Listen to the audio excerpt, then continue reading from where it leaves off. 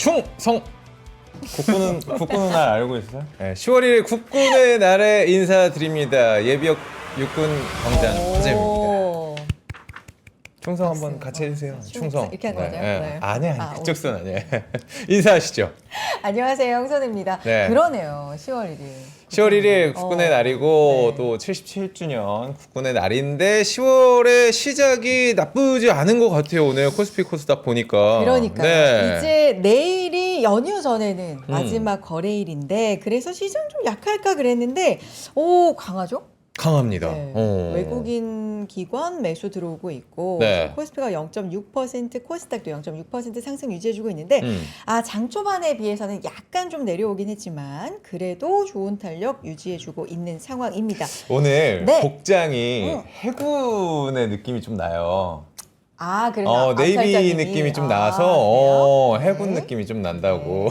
네. 오늘 그래요? 날개를 또 달고 오신 것 같습니다. 의도하진 않았지만 예. 좋습니다. 오늘 네. 또 10월 달이다 보니까 9월에 수출 데이터가 나왔는데 이것도 역대 아주 뭐 괜찮다. 42개월 네. 만에 최고치를 찍었다라고 이야기를 하는데 사실 좀 들여다 보면은 지금 수출 데이터가 관세 걱정보다 계속 좋아지고는 있는데 작년 9월 대비 12점 몇 %가 네. 증가를 한 거잖아요. 생각해보니까 작년 9월에 연휴가 좀 있지 않았나. 그래서 이제 그런 일적인 기저가, 네. 날적인 어떤 데이터 상으로는 뭐 늘어날 수밖에 없긴 했겠지만 그래도 그래도 지금 좋다. 성적 네. 좋습니다. 반도체 좋습니다. 그래요. 우리가 이런 얘기를 하고 있지만 뭐 미국에서는 셧다운 곧 뭐 임박했다. 그러니까요. 우리 시각으로 오늘 오후 1시인데 이거 네. 그냥 무시하고 다우 같은 경우는 사상 최고가 뭐 3대 지수 다 올랐고 네. 뭐 미국 증시 계속 가는데 오늘 이분에게 들어볼 얘기 좀 많을 것 같아요. 그렇죠. 네. 여러분들은 뭐 아시겠지만 네. 우리 연휴가 깁니다. 네. 연휴 동안 국장은 쉬어가지만 미장은 쉬지 않습니다. 그렇죠. 그렇기 때문에 우리는 오늘 조금 더 해외 쪽으로 눈을 한번 네. 돌려보도록 하겠습니다. 수요일의 남자죠. 우리 N2의 정우창 부장님 만나보도록 하겠습니다. 나와주시죠. 안녕하세요. 네, 안녕하십니까? 네. 충성. 네, 충성. 뭔가 각이 네. 저는 좀 오래돼서 네, 오래됐죠. 민방위도 끝났고 민방위도 끝나셨고. 2001년에 제가 입대했었던 것 같아요. 010번이세요? 010. 완전 선배님이시구나. 또 이렇게 네. 소화가 됩니다. 네. 선배 얘기 나오고 그러니까 어쨌든 부장님 반갑고 네.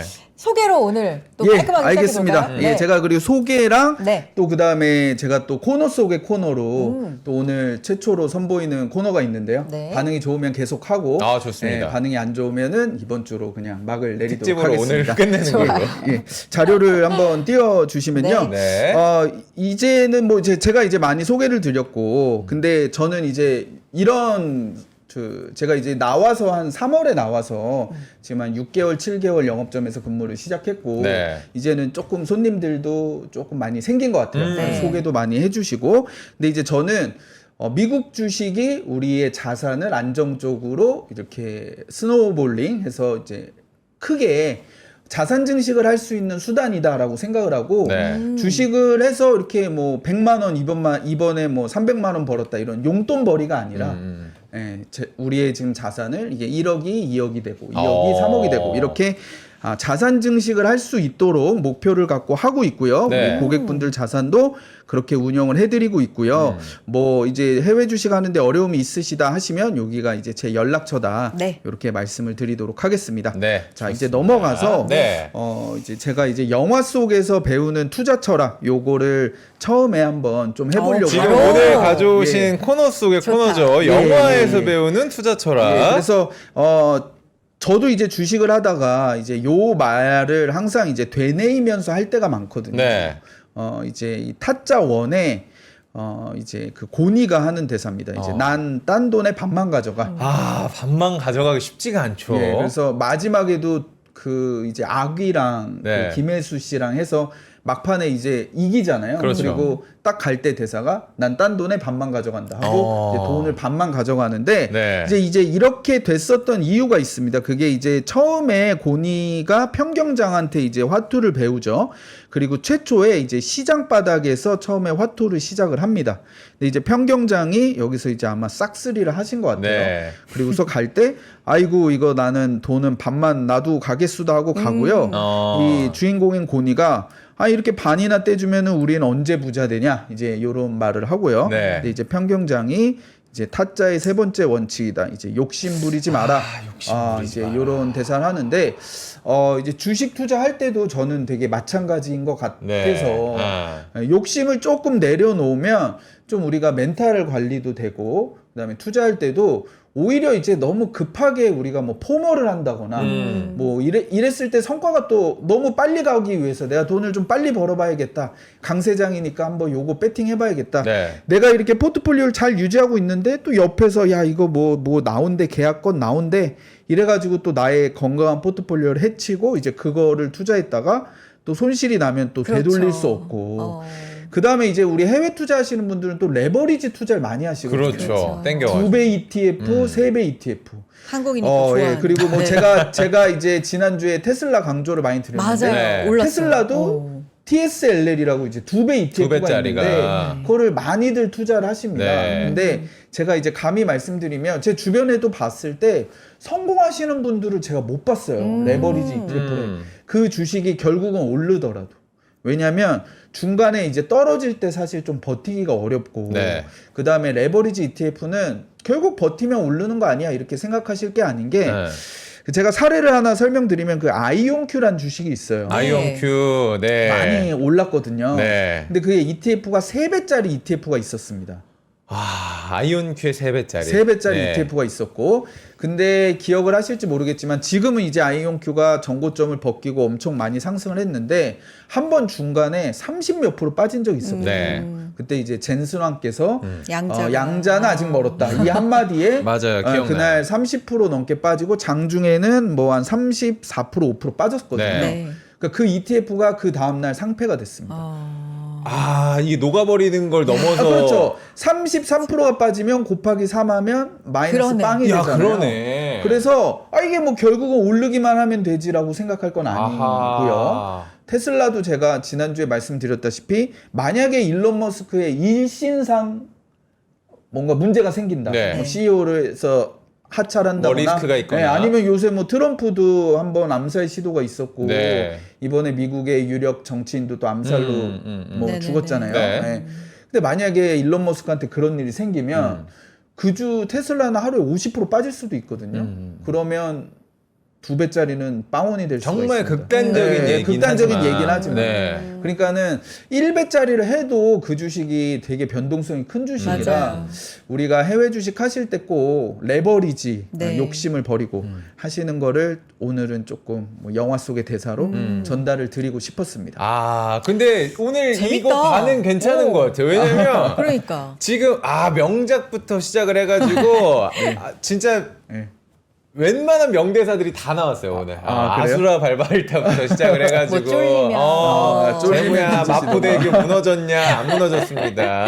아니 그러니까 이게 어. 진짜 꼭 딴 돈에 반만 가져가자가 아니라 이런 네. 마인드로 하면 맞아요. 그래서 그러니까 너무 욕심. 욕심 부리지 말고 네. 뭐 주식 언제 팔아야 돼요? 그러면 뭐 많이 올랐을 때 반 팔아서 수익을 취하면 또 그 다음에 우리가 움직일 수 있는 그 여력들이 또 생기잖아요. 네. 살 때도 저점 꼭 잡아야 되겠다 하지 마시고 분할로 뭐 반 사고 3분의 1 사고 뭐 이런 식으로 네. 그러니까 욕심을 버리고 내가 가지고 있는 평정심을 유지하고 꾹 쭉 그 길을 가면 제가 경험해 봤을 때 충분한 수익을 네. 시장은 준다. 이렇게 말씀드리겠습니다.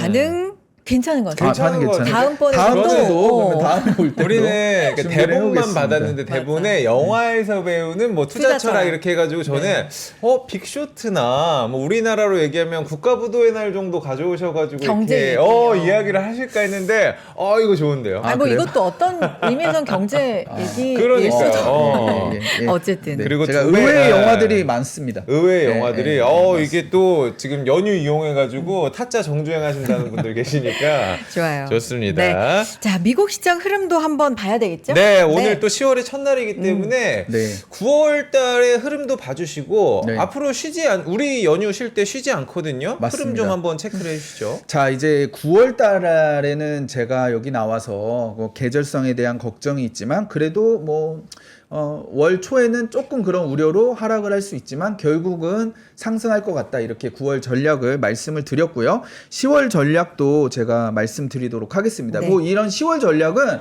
제가 뭐 단독으로 해가지고 이렇게 될 겁니다 이런 게 아니라 저희 NH투자증권에서 이제 월별로 네. 전략 자료가 나오고 또 이제 그 자료를 제가 이제 충분히 탐독을 하고 네. 그 다음에 이 전략을 세우는 애널리스트와 충분히 토론을 하고 말씀드린다는 점 좀 먼저 설명을 드리고요. 네. 10월은 제가 봤을 때는 10월도 여느 달과 가능하게 조금 저는 이제 증시는 좀 긍정적일 거다 이렇게 생각을 하고요. 자료를 좀 띄워주시면요. 네.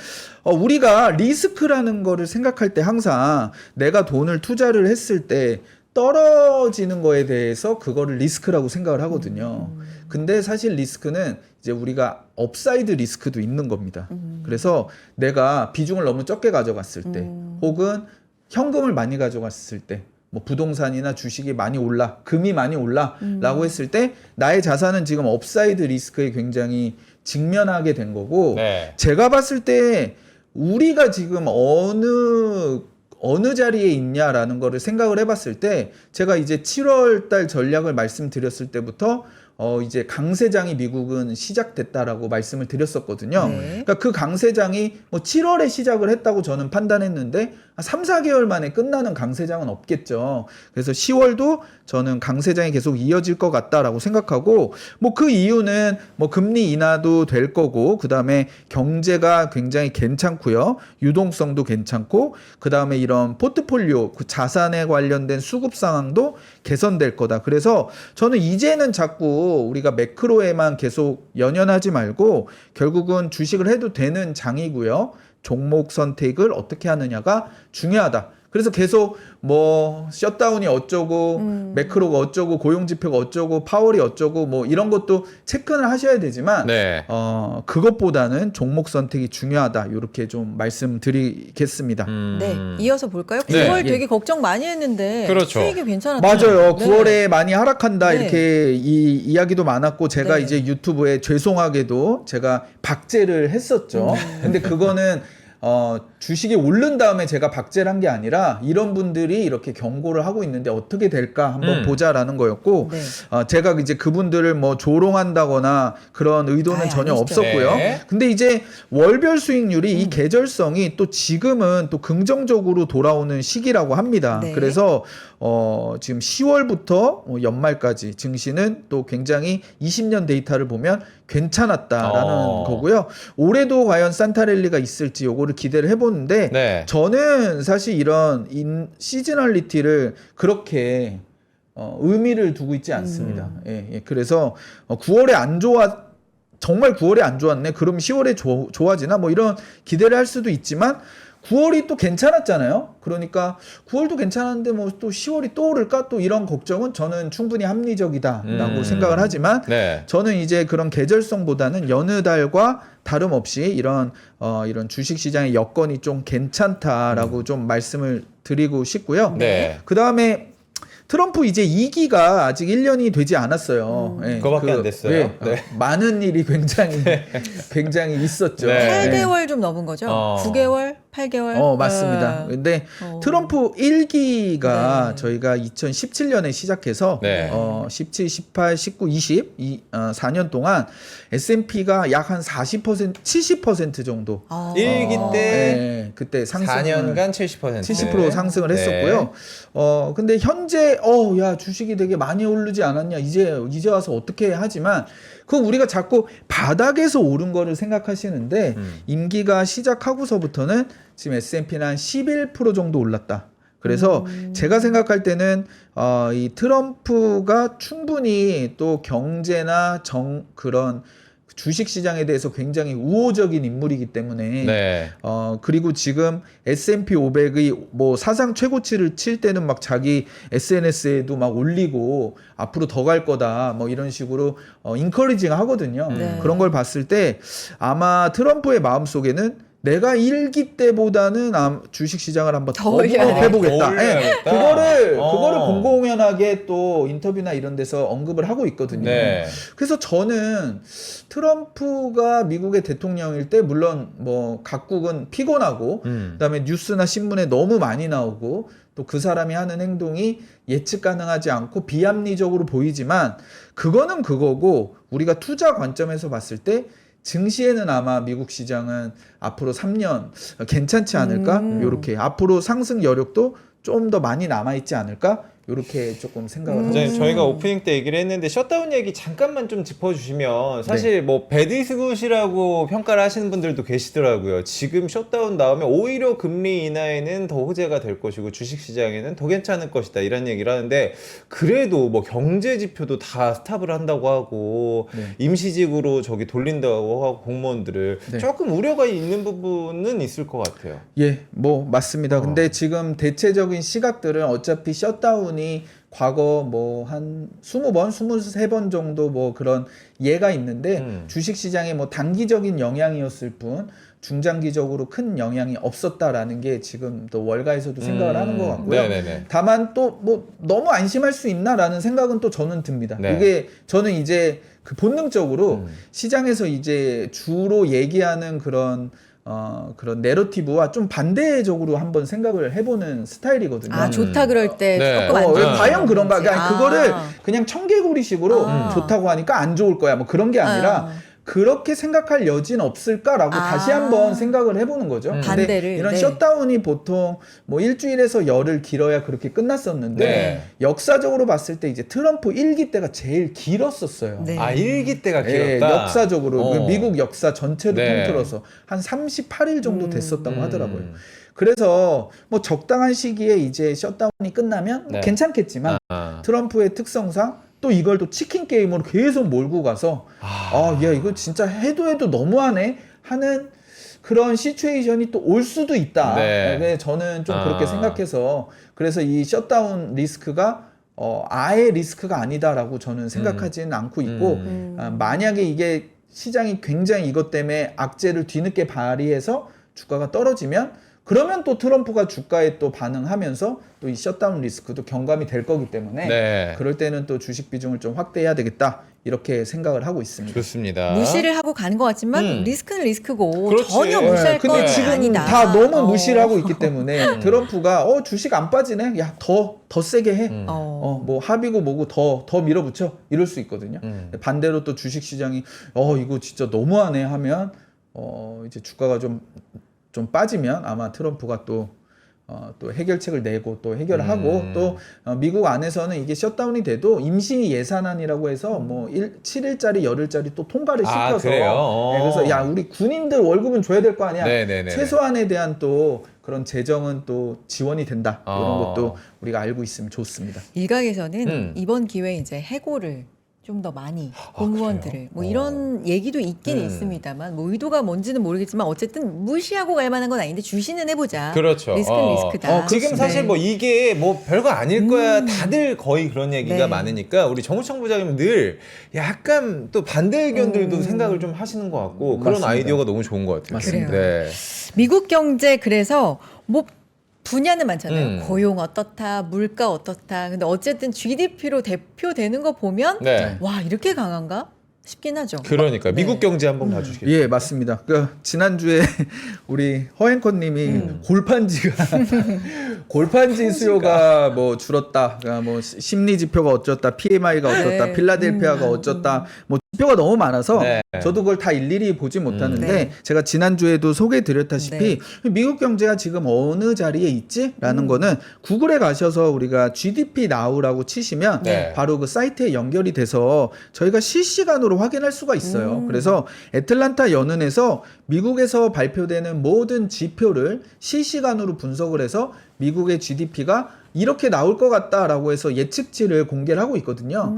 이게 굉장히 신빙성이 높고 우리 미국 경제를 종합적으로 파악하는데 좋습니다. 그래서 지표를 볼 때도 전체를 봐야 되는데 뭐 어떤 신용카드 데이터는 뭐 어떻고 뭐 할부 연체가 어떻고 뭐 이런 지역적인 걸 보다 보면 이게 정말 문제인가라고 해서 그런 작은 문제를 침소봉대할 그런 리스크가 있거든요. 근데 우리가 미국 경제 그래 그럼 다 어때라고 보면 지금 요게 지금 8월 달에 예측한 미국 3분기 GDP 예상치가 초반에는 한 2% 초반대로 예상하다가 요렇게 올라가서 지금은 이 3.9%로 예상이 됐어요. 마지막에.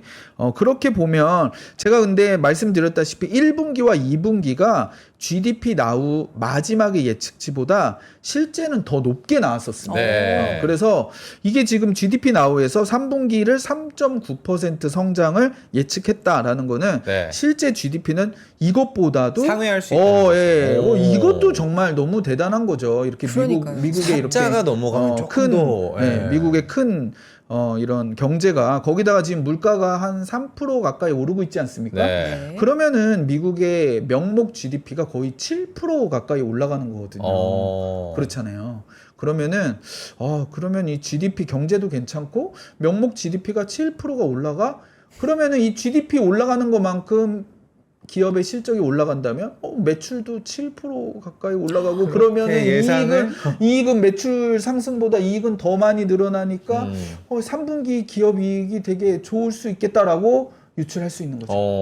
그래서 이어서 이제 실적 10월에 또 확인을 해볼 수가 있는 그렇죠. 거죠. 네. 개막을 하잖아요. 네. 네. 10월에 또 네. 이제 실적 시즌이 개막이 되고 실적에 대한 전망이 지금 뭐 괜찮습니다. 그래서 여기 보시면 물론 1분기가 13% 증가했고 2분기가 12% 증가했고 네. 3분기는 지금 8.4% 증가할 걸로 예상을 하고 있는데 이거를 또 한번 곱씹어서 봐야 될 게 1분기와 2분기가 실적 시즌 들어가기 전에 예상치보다 1분기는 한 2배 정도, 2분기는 3배 정도 잘 났어요. 그러니까 1분기는 한 6% 정도 늘어날 거다라고 생각을 하고 실적 시즌에 들어갔는데 아니 웬걸 13%가 증가를 했었고요.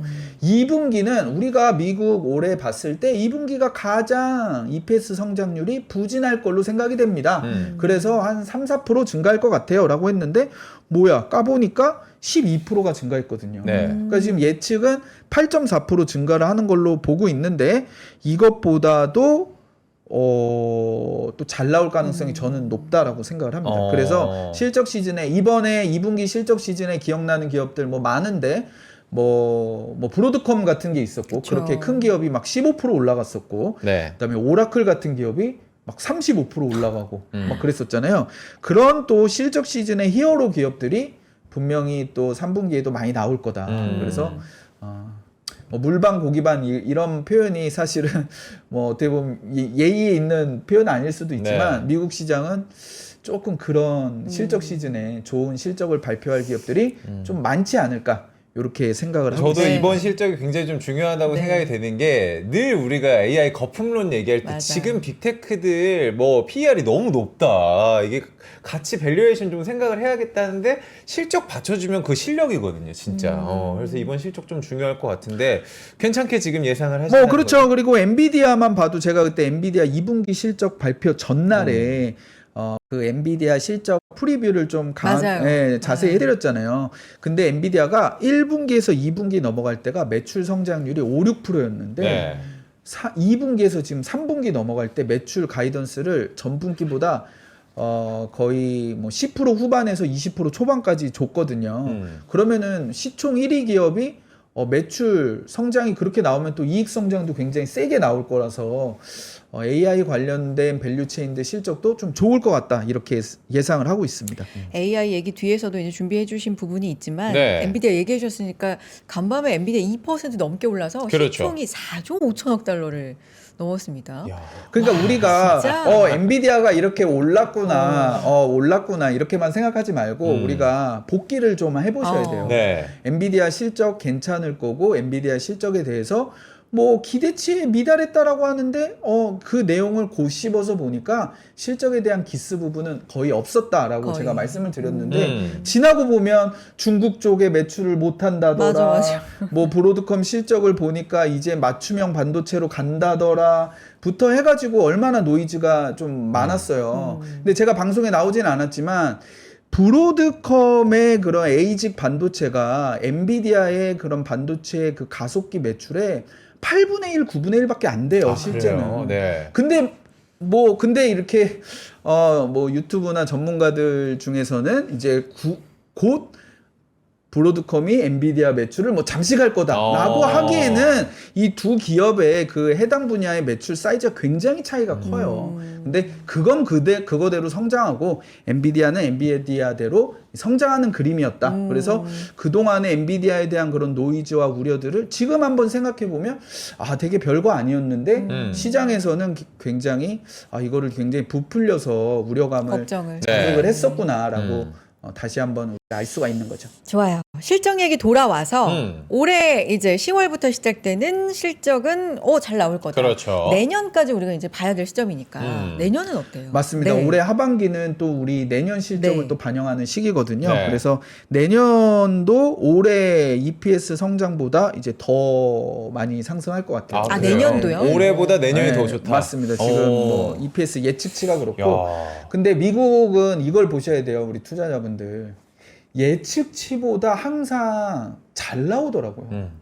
한국이랑 조금 죄송합니다만 차이가 한국은 예측치를 좀 높게 잡았다가 그게 약간 이제 수정되고 다운이 되는 경우가 많고 미국 같은 경우는 대부분의 기업들이 실적 예측치를 좀 보수적으로 최소한 내가 이 정도는 할 수 있어를 가이던스를 주거든요. 네. 그거를 토대로 애널리스트들이 EPS 추정을 하다 보니까 실제는 가면 갈수록 물론 뭐 중간에 갑자기 어떤 경기의 충격이나 이런 게 나왔을 땐 또 얘기가 다르지만 그게 아니라면 실제는 우리가 의례적으로 예측하는 것보다 잘 나온다. 근데 내년도 한 10% 중반대 EPS 상승을 예상을 하고 있고 이게 또 S&P 500 기업의 실적을 지수화했을 때 내년엔 이제 300이 넘어간다고 합니다. 그래서 그런 걸 봤을 때 2026년 실적도 굉장히 좋아서 그런 26년의 양호한 실적에 대한 예측은 적어도 내년 상반기까지 미국 증시에 우호적으로 작용할 거다라고 생각을 하고 있습니다.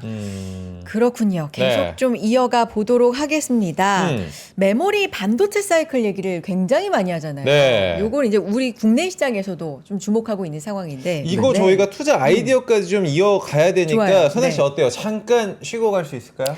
27분인데 네. 조금 먼저 쉬고 올까요? 조금 먼저 쉬고 바로 투자 아이디어 몰아서 맞습니다. 한번 그래요. 해드리도록 좋아요. 하겠습니다. 네. 네. 아 타짜 명대사들이 지금 떠나지가 그래? 않는데 왜? 그래요? 우리 주가 쏠 수 있어. 광고 쏘고 오겠습니다.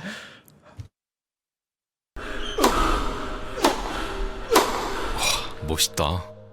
부러운가? 14만 1211번의 스윙과 68개월 27일의 투자로 만들어진 자세다. 나의 테니스도 나의 자산도 투자로 키운다. 나는 투자한다. 나는 성장한다. NH투자증권. 쏠 수 있어요? 죄송합니다. 이 사랑의 총알을 남발을 해서 아유, 너무 좋았어요. 지금 어. 많이 맞은 분들이 많이 계신 것 너무 같아가지고. 좋았고. 예. 아니 근데 오늘 머리 하셨어요? 오늘 아, 댓글창에 저요? 네. 뭔가 단장하고. 나왔다고. 아니 뭐 이발할 시간이 돼가지고 이발하고 하는데 왜 이렇게 꾸몄냐고 하셔가지고 평상시에 저를 아니야. 굉장히 반성을 하게 됩니다. 굉장히. 예, 지금 이발해가지고 여러분들 단정하게 왔습니다. 명절 맞이? 명절 맞이 벌초해야죠. 예, 성묘를. 아이고 되게 옛날 우리 아버지에서 예. 내가 또 머리 단어 같은데. 머리 벌초하고 어쨌든. 또 고향 내려가야 되니까 자 수상한 투자 아이디어 넘어가 보도록 하겠습니다. 자 방금 얘기해 주신 것처럼 반도체. 사이클이 왔다. 슈퍼 사이클이 왔다. 그래서 사실 우리 지금 지수도 큰형님들이 잘 올라가고 있는 느낌인데 이 얘기 시작을 해볼까요? 네, 그 말씀드리도록 하겠습니다. 네. 우리가 지금은 한국 시장의 가장 큰 화두가 이제 삼성전자 하이닉스인데 제가 봤을 때는 글로벌 관점에서 이 AI 쪽 투자 사이클을 좀 분석을 해봐도 지금은 이제는 메모리가 굉장히 중요한 시기가 된 것 같아요. 그래서 기존에는 우리가 AI 산업의 중심이 이 AI 모델을 학습하는 그런 단계였거든요. 네. 근데 지금은 이제 이 완성된 AI를 실시간으로 활용하는 추론 단계로 넘어가면서 이제 반도체 패러다임이 조금 바뀌고 있다. 그래서 이 AI 그 인프라 투자나 이런 쪽에서도 메모리가 이제 굉장히 좀 중요해진 거라는 거죠. 그리고 네. 우리가 한번 생각해 보시면 뭐 챗GPT 같은 게 예전에는 그냥 네. 답변을 해줬다면 네.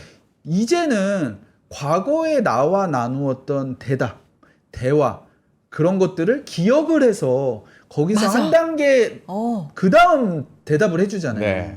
옛날에는 며칠 전에 물어봤던 거 또 물어보면 처음 물어보듯이 대답을 했는데 이제는 그거 네가 전에 물어봤던 거 요새 이슈를 다시 한번 정리해 줄까? 아, 맞아요. 그러려면 이제 과거 데이터가 이제 축적이 돼야 되고 또 그 데이터를 또 불러와야 되고 그러면서 뭐 스토리지나 메모리나 뭐 디램이나 이런 게 이제는 많이 필요해졌다라는 거죠. 맞아. 그래서 과거에는 이제 이 학습 단계에서는 HBM만 중요했다라고 하면 네. 이 HBM은 그대로 중요한데 이제는 범용 디램이나 아니면은 뭐 낸드나 스토리지 뭐 이런 ESSD 뭐 이런 것들이 중요성이 중요해지면서 이제는 전방위적으로 우리 메모리 전자나 하이닉스 같은 메모리 업체가 이제 AI 사이클에 제대로 다시 한번 탈 수 있다. 그러니까 그 양이 정말 얼마나 어머. 방대하냐라는 게 가늠이 안 갈 정도인 네. 게 저도 이제 리포트를 주시잖아요. 네, 네, 저희가 네. 방송할 네. 때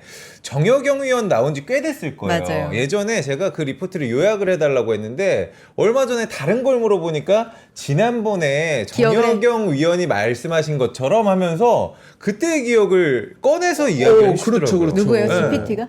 GPT가. GPT가. 그래갖고 잠깐만 이거 근데 데이터 안 지우면은 어디까지 나를 알고 있을까라는 생각도 들고. 저도 요즘 조금 걱정이 돼요. 네. 이제 얘가 그런 나를 너무 많이 데이터를 알아. 이제는 다 축적을 해야 되고 또 네. 데이터를 또 불러와야 되고 그러면서 이제 메모리 쪽이 많이 또 중요하고 그리고 HBM을 우리가 중요하게 만들다 보니까 네. 이 전체 그런 생산 캐파에서 HBM을 뚝 뗐잖아요. 그래서 과거에는 100이었던 게 이제 생산 캐파가 60으로 줄었는데 이 60 안에서도 수요가 또 되게 많이 늘어나고 있고 또 하드웨어 쪽에서도 뭐 온디바이스 AI라고 해서 뭐 PC라든가 스마트폰이 디램이나 낸드 요 들어가는 양이 또 많이 늘었고 요번에 네. 아이폰 17을 보니까 128기가가 없어졌더라고요. 어, 처음부터 이제 256으로 됐거든요. 그러니까. 근데 이게 128기가가 라이트 유저들이 많이 샀거든요.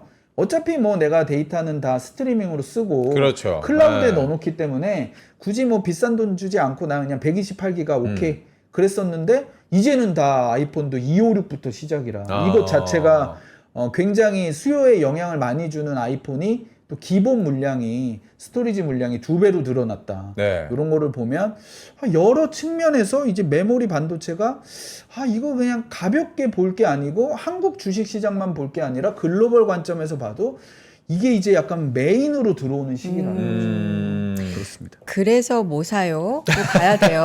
네. 그래서 뭐 사요? 정확합니다. 로 가야 그래서 돼요. 우리가 네. 주목해야 할 종목 오늘 뭐 ETF를 가져오셨나요? 네, 그러니까요. 그 다음 페이지까지 한 번만 더 좋아요. 설명을 좋습니다. 드리고 네. 말씀드리겠습니다. 제가 이제 캡처를 조금 해왔는데 네.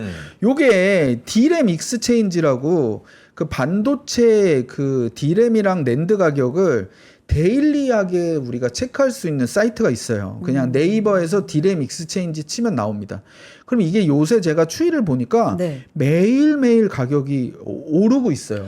이게 시가 느낌으로. 시가 느낌으로. 그러네요. 진짜. 그러니까 근데 하이닉스와 삼성전자는 물론 이런 시장에서 거래되는 물량 그 비중이 크지 않아요. 네. 하지만 고정 가격으로 거래를 하거든요. 대량 발주 업체랑. 근데 이 시장 가격이 그 고정가에 선행을 합니다. 네. 그래서 보통 이게 많이 올라가면 이제 고정 가격도 이제 많이 올라가겠구나라고 하는데 네. 우리가 반도체 사이클에서 가끔 뒤늦게 고점 잡는 케이스가 맞아. 실적은 좋고 고정 가격 올라갔습니다라고 하는데 이 실제 시장 가격은 내려가는 구간이 있어요.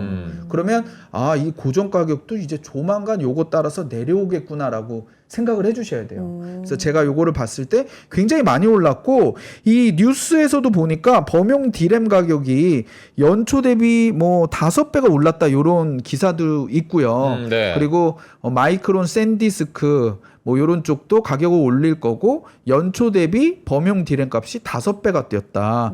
그래서 삼성, SK가 실적 기대감이 굉장히 높다라고 하는 거죠. 그러면 우리가 한번 생각해 보시면 이 가격 올라가는 걸 가볍게 보면 안 되는 게 만약에 마진율이 30%였다고 치죠. 네. 가격을 10% 올렸어요. 만약에. 그러면은 마진율이 고정가가 늘어나는 건 없으니까 마진율이 40% 되잖아요. 네.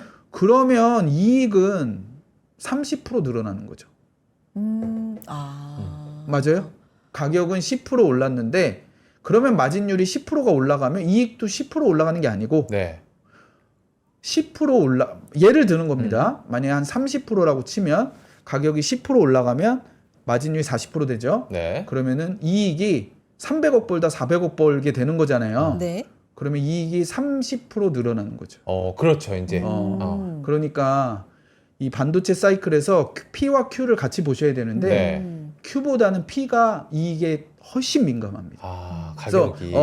그래서 뭐 이런 말을 할 때는 그 말은 좀 무시해도 되는 게 가격이 떨어져도요 생산량이 늘어서 우리가 이익이 좋아질 거야. 그 말은 반도체에서는 좀 제가 제 경험으로 봤을 때 잘 안 맞아요. 가격이 더 중요해요. 그래서 가격이 올라가는 사이클에서는 이익도 굉장히 우리가 생각하는 것보다 높게 올라가고 그러면 주가도 굉장히 좀 괜찮다. 그래서 갖고 오신 것처럼 우리 뭐 반도체 투톱 그 밑에 이제 소부장까지도 네. 지금 굉장히 요새 좋은 모습을 범용까지 움직이니까 그러니까요. 이제 소부장도 움직이는 네, 거죠. 네. 보여주고 있는데 우리는 이제 해외 투자 아이디어니까 그렇죠. 네. 모사요로 이제 가야 되는데. 자, 그래서 ETF. 제가 이제 두 가지 경우가 있어서 네. 이제 ETF를 가져왔어요. 네. 첫 번째는 이제 제가 해외 주식 쪽으로 또 좀 특화돼 있다 보니까 국내 주식 언급하는 게 살짝 조금 부담스럽기도 하고요.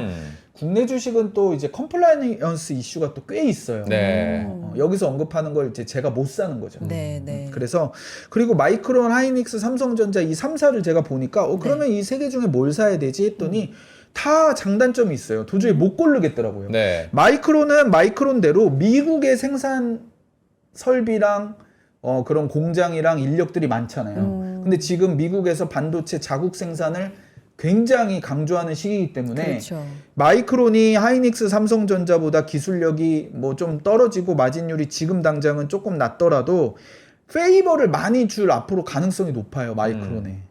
미국의 설비가 있고 자국 기업이고 이 하이닉스나 삼성전자는 또 반도체 관세가 어떤 영향을 끼칠지도 생각을 해봐야 되는데 또 마이크론은 그거에 대해서 굉장히 자유롭고 네. 하이닉스는 아시다시피 HBM에 굉장히 앞서 있고 네. 낸드 사업부도 인텔한테 인수해서 또 지금도 좋은데 완전 꽃놀이패고요. 네. 삼성전자는 앞으로 HBM이 뭐 엔비디아에 뭐 납품이 될 수 있다라고 하면은 없던 게 생기는 거고 그렇죠. 또 기존 디램이나 낸드 캐파가 가장 큰 게 또 삼성전자니까 이 호황에서 민감도가 또 제일 높을 수 있는 기업이고 그런 거를 봤을 때 특별히 이 한 기업을 고르기가 굉장히 좀 어렵다.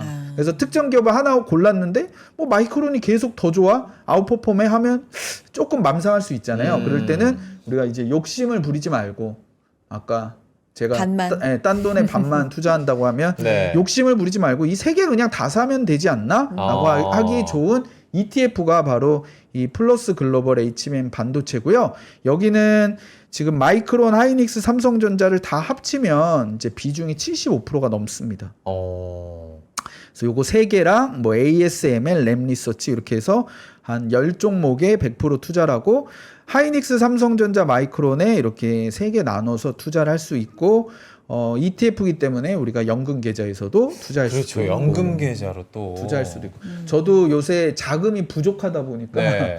주식을 계속 사야 되는 종목들이 늘어나고 제가 이제 시장이 괜찮을 것 같다고 생각하는 이유가 시장이 좀 안 좋을 때는 사고 싶은 주식 별로 없거든요. 그래요. 네. 네. 근데 요새는 이것도 사고 싶고 이것도 좀 사고 싶고 이런 주식들이 많다 보니까 네. 시장이 좀 괜찮은 것 같다라고 생각을 하고 그래서 이게 개별 저도 이제 좀 연금 계좌를 좀 활용해서 분할로 사보면 괜찮지 않을까? 요렇게 좀 생각을 하고 있는 ETF고요. 뭐 코덱스 뭐 반도체 ETF도 있고 뭐 그런 글로벌 반도체 ETF도 있고 뭐 다 괜찮은데 지금은 아까 제가 말한 대로 메모리 사이클에 주목한다라는 아이디어라면은 이제 이 ETF가 이 메모리 3사 비중이 75% 이상이 되면서 이 아이디어에 굉장히 부합하는 ETF일 수 있다. 이렇게 말씀드릴 수 있는 거죠. 욕심을 버리는 걸 수도 있지만 네. 세계 기업 다 뭔가 장점이 있는데 해서 네. 오히려 욕심을 안 버리고 취하는 걸 수도 있다. 이런 이거를 생각이 한 들어요. 바구니에 이게요. 이렇게 그러니까. 다 담아갈 수 있는. 그럴 수 있죠. 그래도 적어도 뭐 예를 들어서 네. 삼성전자가 혼자 많이 올라가도 우리가 요 ETF를 하면은 뭐 그 좀 같이 응원하게 되는 느낌. 같이 응원할 수 있죠. 삼성 샀으니까 이제 하이닉스 죽어라. 뭐 이런 필요 없다는 그래 거죠. 다 잘 돼야 돼 그러니까. 사실 반도체. 업황이라는 게 네, 맞습니다. 다 잘 되면 너무 좋을 것 같고. 다음 투자 아이디어도 가볼게요. 좋습니다. 클라우드. 네. 효호황. 예. 이 클라우드 쪽이 요즘 이야기가 진짜 많이 나요. 클라우드 그러니까요. 굉장히 네. 좋죠. 맞아요. 클라우드가 굉장히 좋아서 네. 제가 이렇게 자료를 보시면 제가 지난 방송에서도 소개했던 자료인데 이 매출액 성장률이 지금 마이크로소프트가 39%, 최근 분기 실적입니다. 구글이 32%, 아마존이 17.5%거든요. 근데 이게 뭐 그냥 그런 애가 아니고 이게 과거부터 계속 40%, 30%, 20% 이런 성장을 계속 이어가는 와중에 그걸 복리로 계속 이렇게 성장한다는 거는 솔직히 말하면 좀 미친 성장이죠. 예, 예. 근데 거기다가 이제 오라클이 또 실적 발표하면서 앞으로 매출이 따블이 될 거다라고 가이던스를 줬잖아요. 네. 그래서 이 클라우드는 지금 AI 쪽으로 이제 돈을 어디서 버냐라고 했을 때 이제 지금 클라우드가 이제 가장 뚜렷하게 지금 버는 쪽으로 나오고 있고 이 3사가 모두 다 너무 좋다. 그래서 주가 반응은 사실은 마이크로소프트가 제일 좋기 때문에 주가가 실적 발표하고 제일 좋았고 네. 구글도 뭐 중간 이상 따라갔습니다. 또 다른 이슈도 있었지만 근데 이제 아마존이 사실 보면 이 17.5%라는 성장이 이게 나쁜 성장은 아니고요. 이게 덩치가 또 제일 크기 때문에 근데 3사 대비해서 성장이 좀 부진하기 때문에 주가가 지금 굉장히 최근에 부진한 편이에요. 부진한 편이다. 부진한 편이에요. 그리고 참고로 제가 말씀드리면 이제 매출액 성장률 이런데 최근 분기 실적과 여러 자료를 토대로 저희가 찾아봤을 때 수주에 대한 증가율은 이제 구글이 38%, 마소가 37%, 아마존 25% 이렇게 돼서 아마존도 사실 매출 성장이 10%대라서 부진하게 느껴지지만 지금 수주는 좀 괜찮다. 네. 수주는 괜찮다. 그러면 여기서 이제 아이디어는 마소도 많이 올랐죠. 구글도 많이 올랐고 오라클은 뭐 더 많이 올랐고 그러면 우리가 아마존. 이제 아마존도 한번 이제 메인 클라우드 1위 사업자거든요. 네. 그래서 빅테크 가운데 좀 못 갔죠. 그랬죠. 그래서 비교적. 뒤에 페이지에 보시면 네.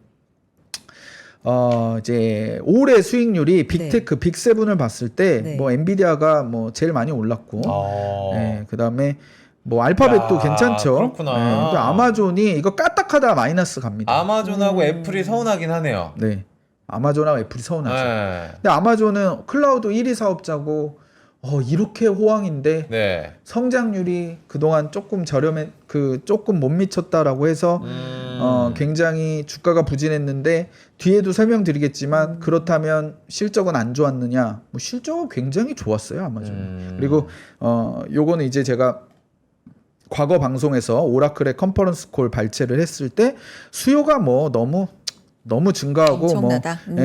계속 증가하고 줄어들 기미가 안 보인다. 네. 이런 언급이 있었고 그래서 이제 웰스파고 리서치에서 최근에 9월 24일에 네. 아마존을 중립에서 네. 매수로 이렇게 올리면서 목표가를 280불로 올렸다. 지금 한 210불대거든요. 네. 그래서 목표가까지만 봐도 30% 중후반 업사이드를 보신 건데 이제 이 애널리스트 목표가를 볼 때도 이런 노하우가 좀 있으면 좋습니다. 그래서 뭐냐면 항상 매수를 외치던 때가 또 매수를 외치는 거는 뭐 또 그러나 보다 큰 의미가 있다라고 보기는 어려운데 이제 웰스파고 같은 경우는 아마존의 주가가 부진한 상황에서 보유를 하고 있다. 중립이었다가 요거를 매수로 투자 의견을 옮기면서 목표가를 상향했다. 그래서 이게 뭔가 좀 시그널인데 라고 할 수가 있고요. 그리고 기술적으로 봤을 때도 네. 여기가 표시가 이제 200일선 이평선이에요. 네. 노란색이. 네, 200일선. 미국에서는 200일선 이평선이 이 강세 구간이냐 약세 구간이냐를 구분할 때 굉장히 중요한 이평선인데 네. 아마존이 과거에 이제 200일 이평선 부근에서 매수를 했다면 뭐 괜찮았죠.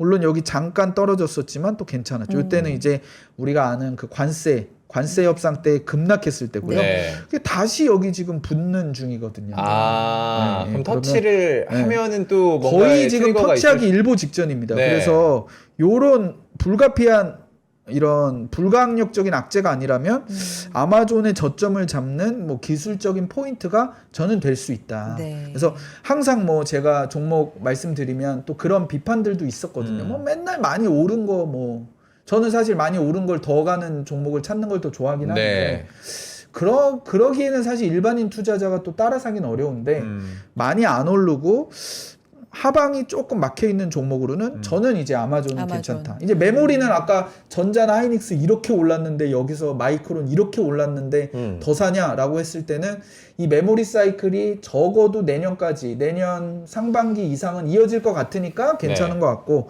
올랐지만 괜찮은 것 같고 아마존 같은 경우는 주가가 그동안 너무 못 갔다. 그래서 나는 오른 주식은 안 하고 난 좀 지루해도 나는 하방이 막혀 있고 더 빠지기 어려운 주식을 사서 좀 기다릴 거야. 제가 한 4, 5개월 전에 구글을 소개했을 때처럼 약간 좀 그런 느낌이 있는 거죠. 클라우드 하면 이제 아마존 웹 서비스, AWS. 맞습니다. 그렇죠. 이제 실적 우려가 좀 이제 계속해서 네. 약간 발목을 잡는 건데 진짜로 우려할 만한 사항인지 숫자로 한번 보면 좋을 것 같아요. 그렇지는 네, 네, 않아요. 네, 네. 그래서 제가 좀 해왔는데 네. 아마존이 그거 아십니까?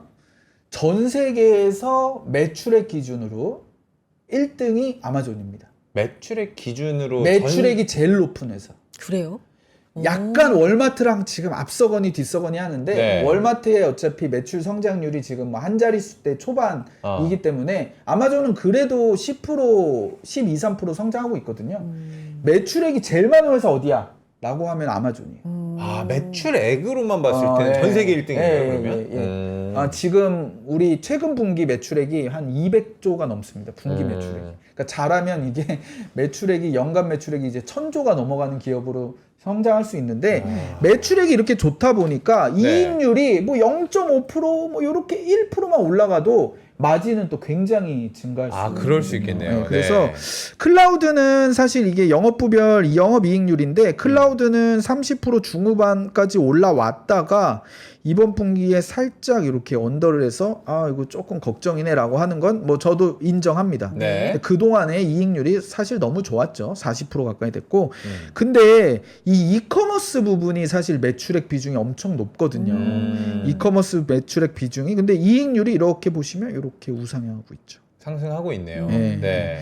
여기서 이게 0.5% 1%만 늘어나도 이익에 대한 민감도가 지금 굉장히 높다. 그래서 아마존의 최근 실적은 매출액은 한 13% 증가했는데 이익은 영업이익은 한 30%대 증가를 했었거든요. 그래서 지금 이커머스 부분은 지금 아예 좀 관심을 좀 못 받고 있다.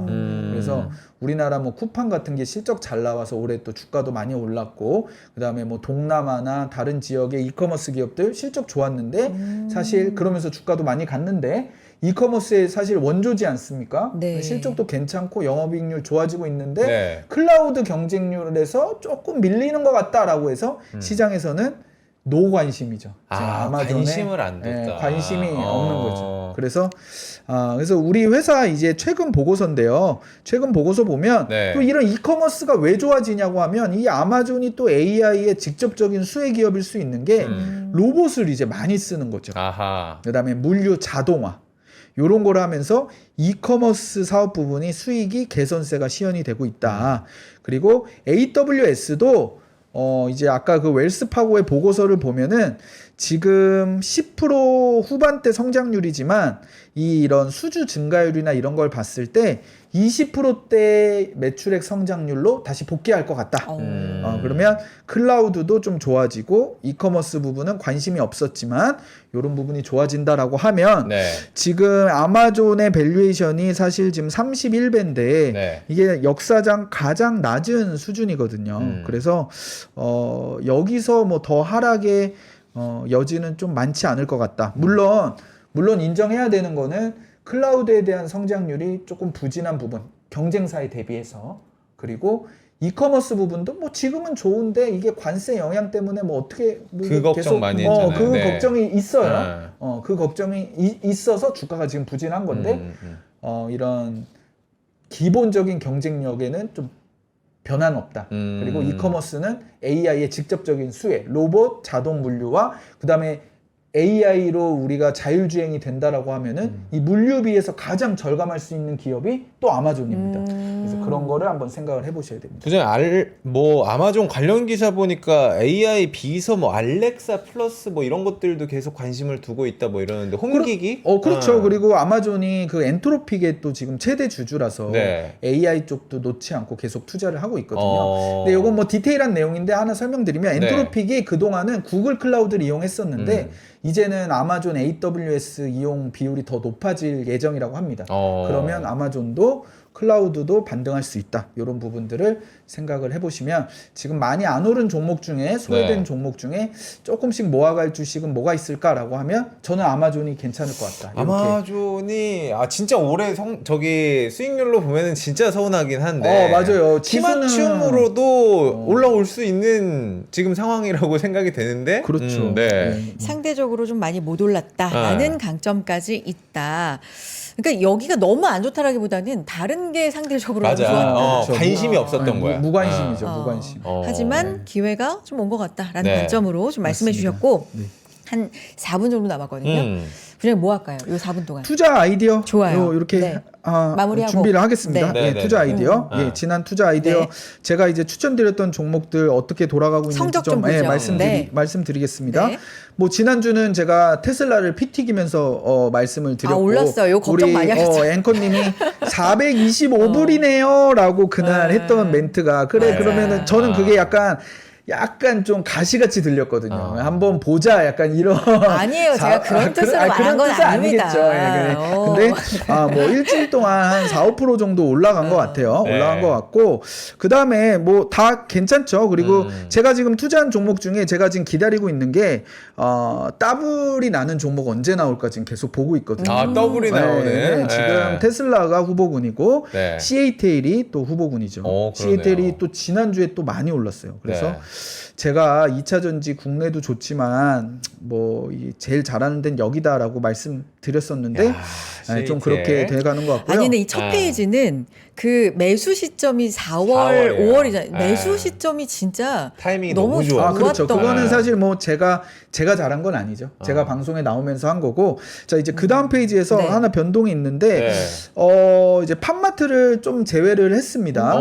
이거는 제가 안 좋은 건 아닌데, 저도 좀 아쉬운 게 이게 한 20% 이상도 올랐다가 네. 이제 결국은 최종은 한 2%대로 플러스 2%대로 했는데, 왜냐면 이게 그 긍정적인 뷰는 유지하는데 이 최소 투자 금액이 1,000만 원인가 1,100으로 높아요. 팜마트를 투자하려고 네. 그러니까 왜냐면 이게 홍콩은 보통 100주 단위인데 네. 팜마트는 또 200주 단위다 보니까 그렇군요. 저는 그래서 이거 많이 올랐을 때 사실 이거 100주만 팔고 100주는 다른 거 하고 싶다라고 생각을 했는데 이게 한 번 팔려면 다 팔아야 되니까 그렇게 못했었거든요. 네.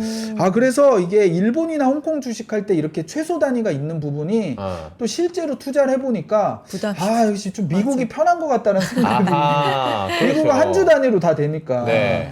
그래서 우선은 저도 이제 다른 아이디어를 매수를 해야 돼서 네. 자금이 제가 무한정 있는 게 아니지 않습니까? 그렇죠, 그럼요. 그렇죠. 그러다 보니까 좀 매도를 했고. 자, 그러면은 저 삭선은 앞으로는 이제는 정리하셨다. 정리를 하는 걸로 저희가 예, 맞습니다. 네네네네. 이제 앞으로 그 커버를 안 하는 거고. 네. 그다음에 제가 더블이 날 거 어떤 종목이 있을까 2배. 지금 로빈후드가 로빈후드 굉장히 방금 90%가 유력한 넘었었는데요. 후보가 네. 되고 있습니다. 계속 좋게 보고 있고요. 그래서 네.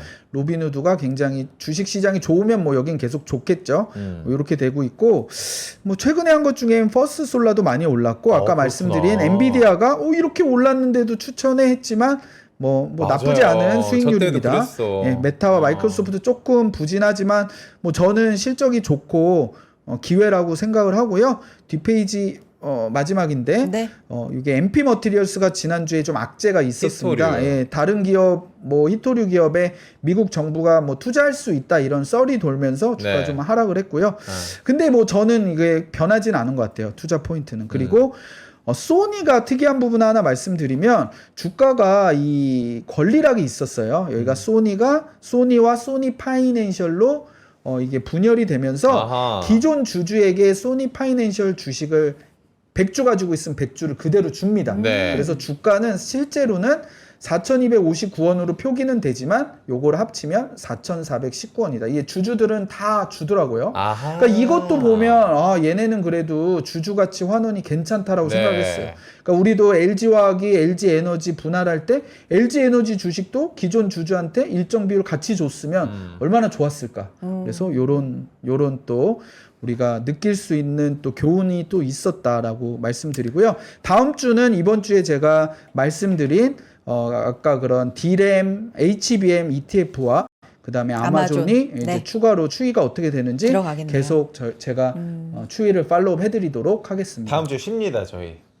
다다음 주에 또 제가 나올 것 같습니다. 그동안에도 알겠습니다. 쉬지 못하시고 네. 또 추적을 네. 해주실 거고 알겠습니다. 여기까지 오늘 들을게요. 정우창 부장님 고맙습니다. 연휴 잘 보내시고요. 감사합니다. 네. 네, 감사합니다. 재보내십시오. 네. 자, 지금 지수가요. 괜찮아요. 어이구, 이렇게 올라갔어요? 네, 코스피가 0.99%, 네. 코스닥 0.6%대 상승이고요. 지금 삼성전자 2%대 상승 보여주고 있는 상황, 하이닉스도 하이닉스 2.8%. 좋고요. 오늘요, 이재명 대통령 오픈 AI 샘 올트먼 CEO와 네. 오후에 만납니다. 음. 네, 우리 기업 CEO들도 이제 동석한다. 음. 뭐 이런 얘기 있으니까 뭐 관련된 얘기도 좀 지켜볼 필요가 있을 것 같고요. 네. 오늘 채팅창에도 뭐 시장도 좋고 날씨도 좋고 다 좋다 해주셨는데 이런 때는 좀 즐길까요? 어떻게 즐기죠? 즐기고 저희는 아이, 내일 좋다. 연휴 전에 마지막 또 거래일이니까 네. 내일 또 인사드리겠습니다. 여러분 고맙습니다. 안녕히 가십시오.